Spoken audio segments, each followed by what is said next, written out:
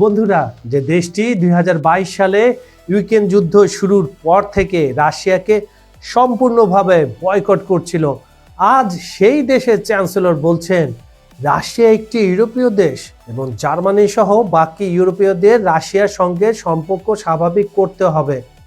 এই ভদ্রলোকটা কি বলে? এ না কিছুদিন আগে পুতিনকে মাদুরের মতো তুলে আনার কথা বলছিলেন, আজ হঠাৎ করে জার্মানিতে ঠিক কি ঘটছে যে এই বেচারার মুখে অন্য সুর, মানে রবীন্দ্রনাথ বাদ দিয়ে নজরুল সঙ্গীত গাওয়া শুরু করছে।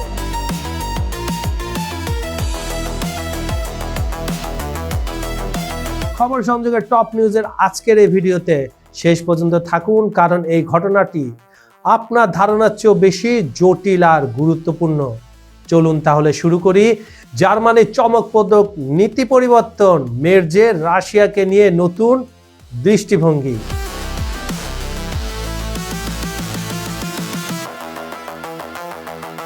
দুই সালের মে মাসে জার্মানির নতুন চ্যান্সেলর হিসেবে দায়িত্ব নেন কে? এই সে ভদ্রলোকটা, ফ্রেডরিক মের্জ।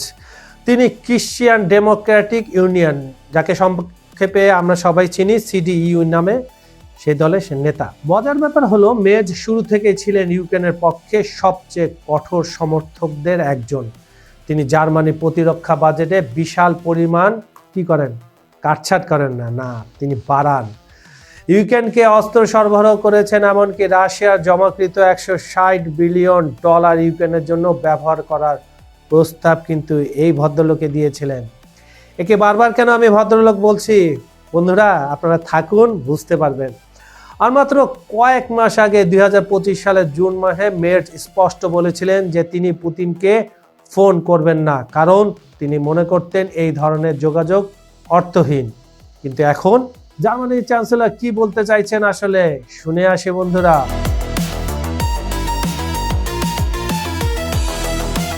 জানুয়ারি 2026, মাত্র কয়েকদিন আগে হেলায়তে একটি নববর্ষের অনুষ্ঠানে জার্মান ব্যবসায়ী নেতাদের সামনে দাঁড়িয়ে মের্জ বলেন, আমরা যদি সফল হই দীর্ঘমেয়াদী দৃষ্টিভঙ্গিতে, যদি আমরা রাশিয়ার সাথে আবার ভারসাম্য খুঁজে পেতে পারি, যদি শান্তি থাকে, তাহলে আমরা 2026 সালের পরে অন্তত আত্মবিশ্বাসের সাথে এগিয়ে যেতে পারবো। তিনি আরো বলেন, রাশিয়া একটি ইউরোপীয় দেশ এবং আমি জার্মানির যে কোনো জায়গায় এটি বলবো।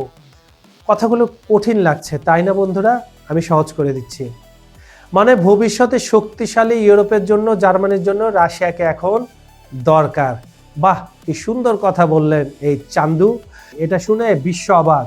এই তো সেই একই মের্জ যিনি মাত্র 7-8 মাস আগে বলেছিলেন পুতিনের সাথে কথা বলার সময়ের অপচয়।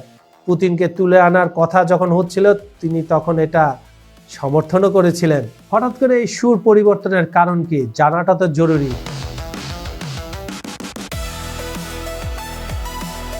আমরা প্রথমে আসি জার্মানির আসলে অর্থনৈতিক কি অবস্থা। তাদের অর্থনৈতিক বিপর্যয় ভাই।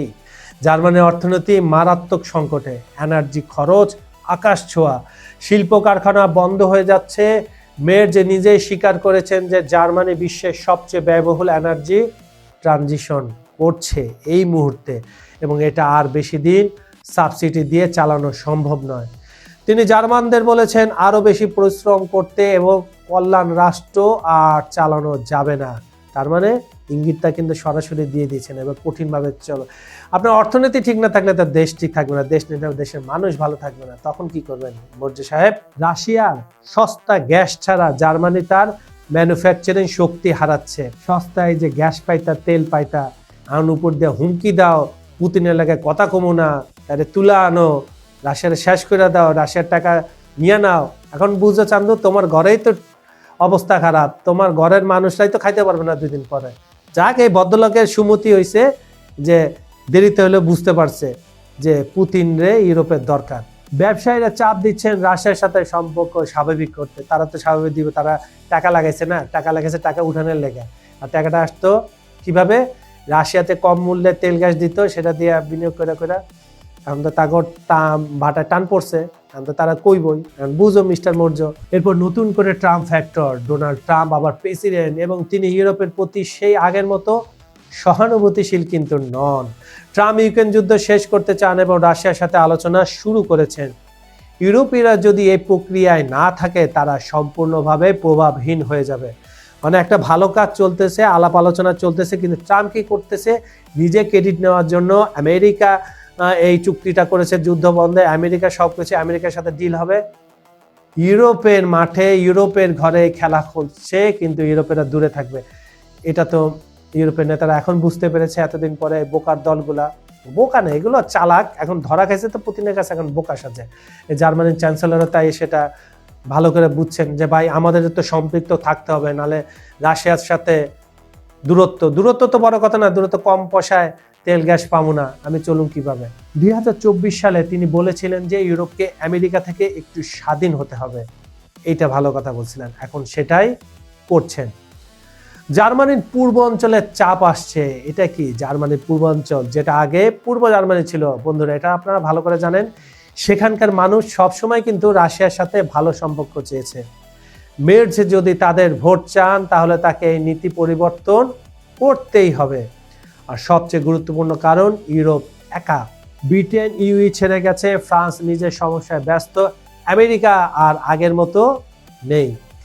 ইউরোপ যদি নিজেকে রক্ষা করতে চায় তাহলে তাকে বাস্তববাদী হতে হবে, এবং বাস্তবতা হলো রাশিয়া ইউরোপের সবচেয়ে বড় প্রতিবেশী। ঘটনাগুলোর তো রিয়াকশন থাকবে, তাই না বন্ধুরা? সেটা কি?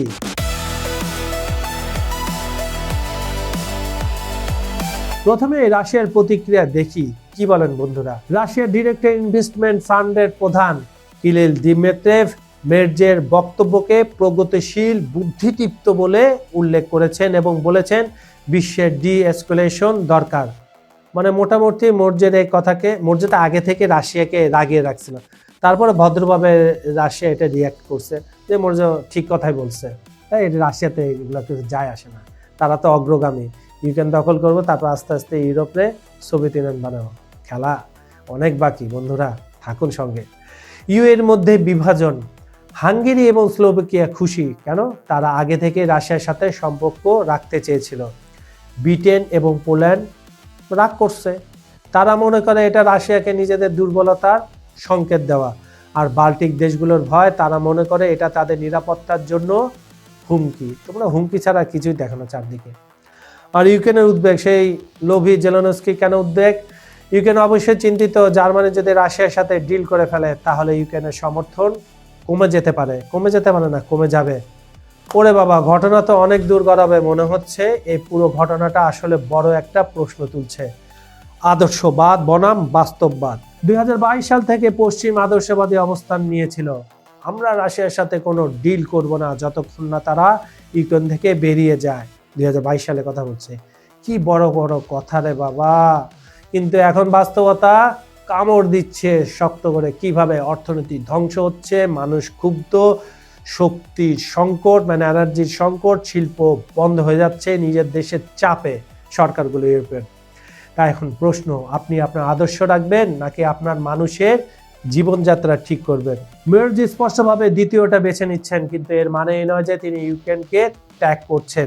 তিনি এখনো ইউক্রেনকে সমর্থন করছেন, কিন্তু একই সাথে ভবিষ্যতের জন্য রাশিয়ার সঙ্গে সম্পর্কের পথ খোলা রাখছেন। Good policy. ভবিষ্যতে কি ঘটতে পারে? আমার মতে সামনে 3টা সিনারিও সম্ভব।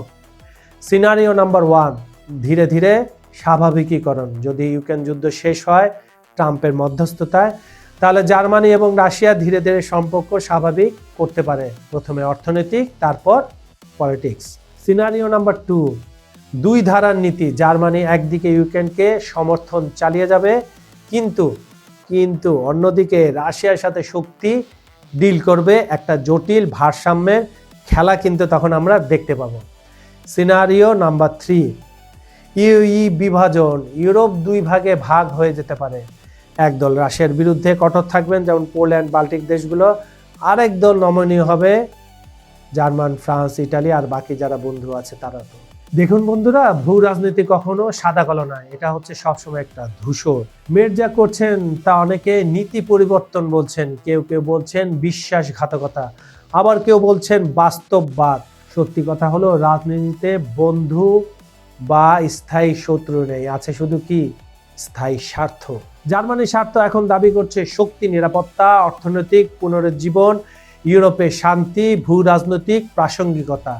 এই সবগুলো অর্জন করতে হলে রাশিয়ার সাথে কোনো না কোনো ধরনের ডায়ালগ দরকার। তো বন্ধুরা, এই ছিল জার্মানির নীতি পরিবর্তনের পুরো গল্প। প্রশ্ন হলো, মের্জ কি সঠিক সিদ্ধান্ত নিচ্ছেন নাকি এটা ভুল সিদ্ধান্ত হবে? এটা সময় বলে দেবে। তবে একটা জিনিস নিশ্চিত, ইউরোপীয় ভূ রাজনীতি আবার পরিবর্তিত হচ্ছে এবং আগামী কয়েক মাস অত্যন্ত গুরুত্বপূর্ণ হবে। আপনার মতামত কি? মের্জের এই পদক্ষেপ সঠিক নাকি ভুল? কমেন্টে জানান, শেয়ার করুন বন্ধুদের সাথে যারা আন্তর্জাতিক রাজনীতি নিয়ে আগ্রহী। আর হ্যাঁ, এরকম আরো বিশ্লেষণের জন্য চ্যানেলটা সাবস্ক্রাইব করে রাখুন। বিজ্ঞাপন ও প্রমোশনের জন্য ডেসক্রিপশনে দেওয়া নাম্বারে যোগাযোগ করতে পারেন। খবর সংযোগের ভিডিওগুলো পৃথিবীর কোন প্রান্ত থেকে দেখছেন? Bangladesh, Bharat, America, Venezuela, Italy, Spain, Denmark, Europe, Russia, Ukraine, UK, Canada, Australia, New Zealand, মধ্যপ্রাচ্য, যেখান থেকে দেখুন না কেন, আমরা আপনার মতামত শুনতে চাই। আপনাদের এক একটা মন্তব্যই আমাদের টিমের জন্য নতুন শক্তি। আমি কাজল হায়দার আজ বিদায় নিচ্ছি। আগামীকাল হাজির হব আরও চমকপ্রদ টপিক নিয়ে। ভালো থাকবেন, সুস্থ থাকবেন। ধন্যবাদ সবাইকে।